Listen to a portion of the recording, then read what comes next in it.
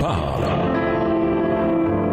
Chaque jour, Charles et Carole vous présentent la leçon de l'école du sabbat.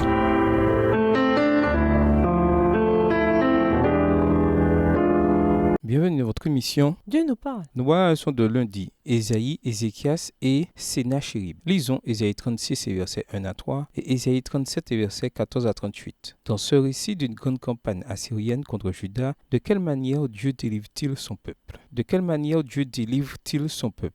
Ésaïe 36 et versets 1 à 3. La 14e année du roi Ézéchias, Sanchérib, roi d'Assyrie, monta contre toutes les villes fortes de Juda et s'en empara. Et le roi d'Assyrie envoya de Laski à Jérusalem vers le roi Ézéchias Rabshakeh avec une puissante armée. Rabshakeh s'arrêta à l'aqueduc de l'étang supérieur sur le chemin du champ du Foulon. Alors Eliakim, fils de Hilkija, chef de la maison du roi, se rendit auprès de lui avec Shebna, le secrétaire, et Joa, fils d'Asa, l'archiviste. Ésaïe 37, versets 14 à 38. Ésaïe prit la lettre de la main des messagers et la lut. Puis il monta à la maison de l'Éternel et la déploya devant l'Éternel, à qui il adressa cette prière. Éternel des armées, Dieu d'Israël, assis sur les chérubins, c'est toi qui es le seul Dieu de tous les royaumes de la terre, c'est toi qui as fait les cieux et la terre. Éternel, incline ton oreille et écoute. Éternel, ouvre tes yeux et regarde. Entends toutes les paroles que Sanchérib a envoyées pour insulter au Dieu vivant. Il est vrai, Éternel, que les rois d'Assyrie ont ravagé tous les pays et leur propre pays, et qu'ils ont jeté leurs dieux dans le feu. Mais ce n'étaient point des dieux, c'étaient des ouvrages de main d'hommes,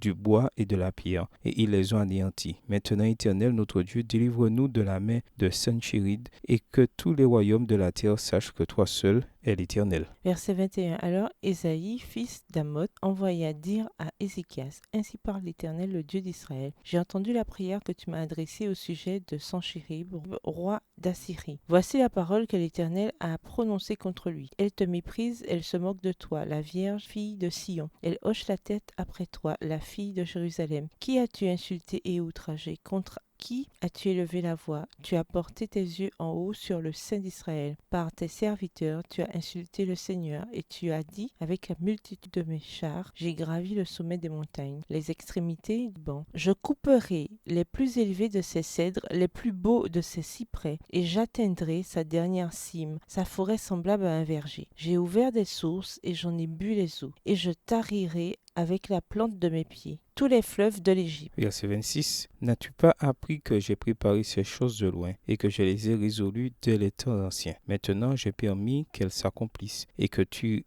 réjouississes des villes fortes en monceaux de ruines.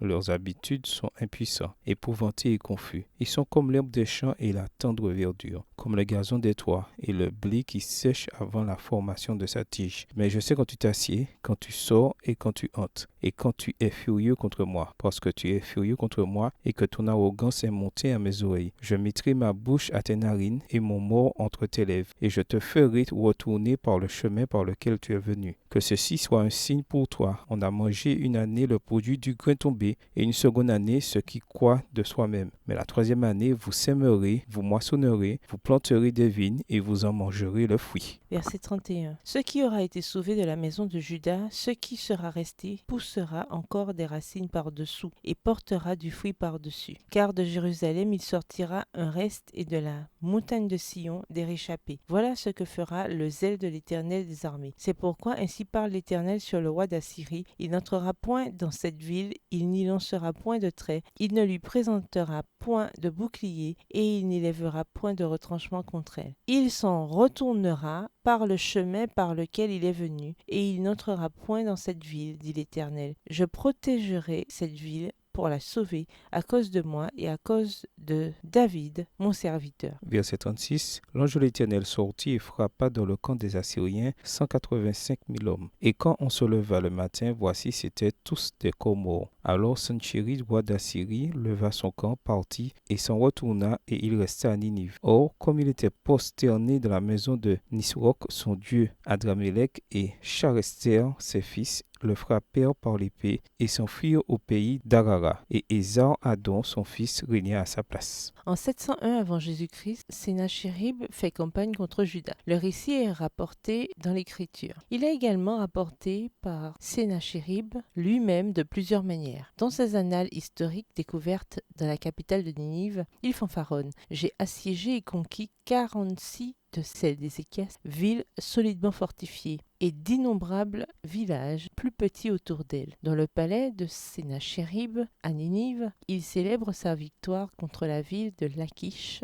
en couvrant les murs d'une salle centrale du palais de bas-reliefs de son siège et de sa bataille contre la ville. » De récentes fouilles à Lachish ont mis au jour les décombres de la ville après qu'elle a été brûlée par Sennachérib. Mais Jérusalem est miraculeusement épargnée. Sennachérib ne peut se vanter que de ce qui suit. Quant à Ézéchias le Judéen, je l'ai enfermé dans sa royale cité comme un oiseau dans une cage. Pas de description de la destruction de Jérusalem, ni récit de prisonniers emmenés en esclavage. Il est vrai que Jérusalem fut assiégée, mais la Bible rapporte que le siège ne dura qu'un seul jour, car l'ange du Seigneur délivre Jérusalem. Comme l'avait prédit Ésaïe, à cause de cela, ainsi parle le Seigneur au sujet du roi d'Assyrie. Il n'entrera pas dans cette ville, il n'y tirera pas de flèche, il ne lui opposera pas de bouclier, et il n'élèvera pas de remblai contre elle. Il s'en retournera par le chemin par lequel il est venu, et il n'entrera pas dans cette ville. Déclaration du Seigneur. Je protégerai cette ville pour la sauver à cause de moi et à cause de David, mon serviteur. Ésaïe 37, les versets 33 à 35. Chose intéressante, seule Lachish est mise en vedette dans les descriptions de Ninive, la capitale assyrienne. On ne trouve pas mention de Jérusalem sous les murs du palais. Sennachérib ne pouvait se vanter que de sa victoire sur Lachish. L'épreuve de force entre le Dieu du ciel et les dieux des Assyriens est démontrée dans la délivrance du peuple de Dieu. Dieu voit les agressions de la Syrie. Il entend les paroles de la prière d'Ézéchias. Dieu agit dans l'histoire. Comment se souvenir que le Dieu qui a délivré Israël de manière aussi miraculeuse à ce moment et en cet endroit est le même que l'on peut prier, sur lequel on peut compter et à qui l'on peut faire confiance aujourd'hui. Au revoir. Et à demain si Dieu veut.